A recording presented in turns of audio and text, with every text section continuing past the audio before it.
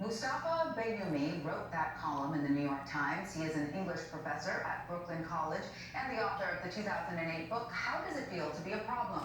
Being Young and Arab in America. Professor Bayoumi, thank you so much for joining us. Can you please first explain for us what exactly are nuisance abatement laws? Sure. Hi, Tanya. It's really great to be here. Thank you for having me. Nuisance abatement laws are basically civil statutes that municipalities use to deal with properties or people that are considered to be nuisances. And a nuisance could be anything from a corner store dealing drugs to having a messy lawn, for example.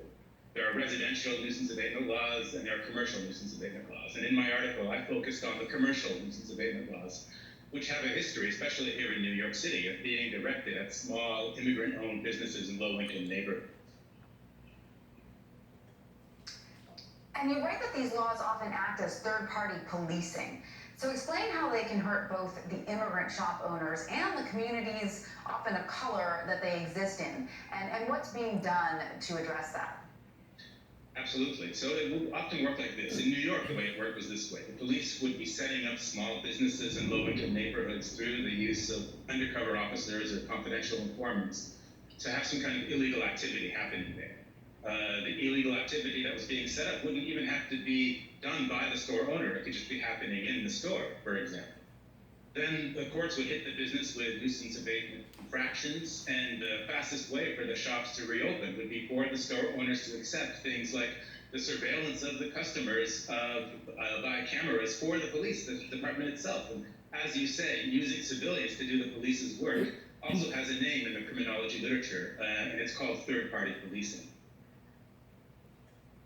And this has been addressed before. Like you said, in New York, there were some laws put into place to sort of take the pressure off of these, largely immigrant-owned businesses. What else is being done? Is this being focused on nationally now?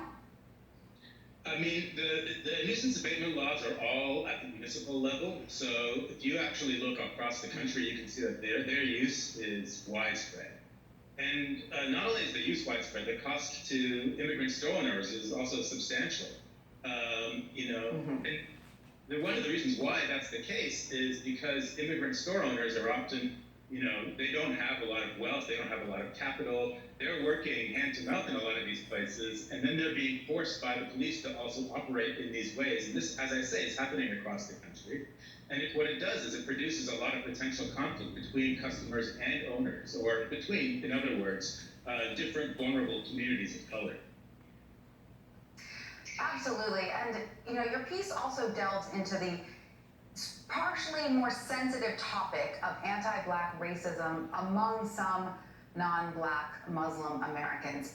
Why is that a prevalent problem in that community? Because as you point out in your piece, a large percentage of Black Americans are actually Muslim.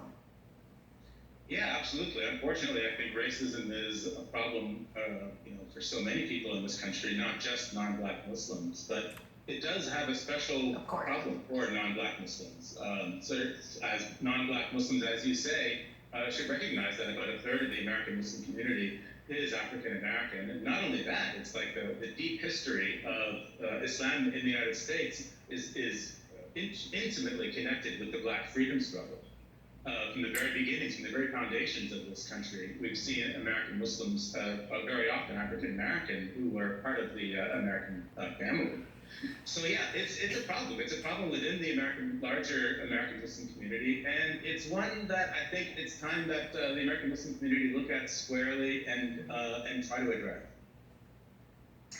Frankly, to be honest, I'm Latina. Racism among different ethnic groups is not just an isolated issue. Sadly, it exists among almost all ethnic groups, if you understand my meaning. Like, in other words, it's not just a problem of non-Black Muslims. There's racism among Latino communities. There's racism among, Asian communities. It's interesting that it often becomes framed as a white-Black issue, but it isn't solely a white-Black issue. I couldn't agree with you more. And I think, back in the 90s, Toni Morrison wrote this really important essay for Time magazine about how one of the first things that new immigrants subscribe to when they come to the United States as a form of assimilation is to adopt a lot of anti-Black racism. So I think there's something that's embedded into a kind of American assimilationist logic that almost requires people to adopt that. And that's precisely the kind of logic that we have to change. Absolutely.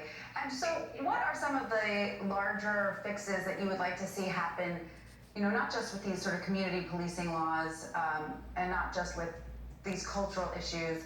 How do we, let me reframe that question. How do we address both of those things together? Yeah, I mean, it's a big question, really, to ask. And I don't have an easy solution for all of that. I mean, I do think that it's necessary that we start engaging in really hard dialogues and we look at each of our communities.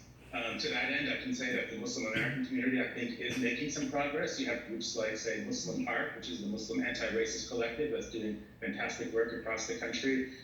You have a lot of national meetings being held over Zoom to address this issue right now because of the George Floyd killing. So I think that there's a lot of progress being had there. But, I also think that it's really important that we understand that this is about making sure that this country is not just safe for everybody, but that it is equal in terms of freedom and opportunity for everyone. Right. I think you're right in pointing out that it is equal in freedom and opportunity, because I think where these constricting feelings of racism occur, it's often because there is a sense that there isn't enough for everybody to go around. And that's something that shouldn't be true in our country. I think that's 100% true, and I think we have to understand the ways in which even the economic structure of the country has not just limits opportunity for some people, but in fact pits us against each other. Absolutely. Well, Mustafa Bayoumi, thank you so much for joining us. I could talk to you about